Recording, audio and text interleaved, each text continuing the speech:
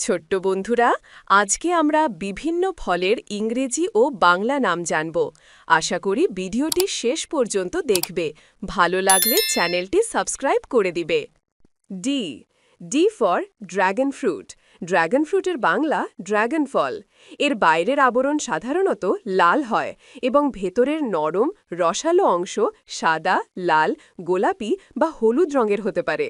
Dragon ফল দেখতে আকর্ষণীয় এবং পুষ্টিগুণে ভরপুর। এটিতে ভিটামিন, খনিজ এবং অ্যান্টিঅক্সিডেন্ট রয়েছে। E E for egg fruit. Egg ফ্রুটের বাংলা ডেফল বা ডিম ফল।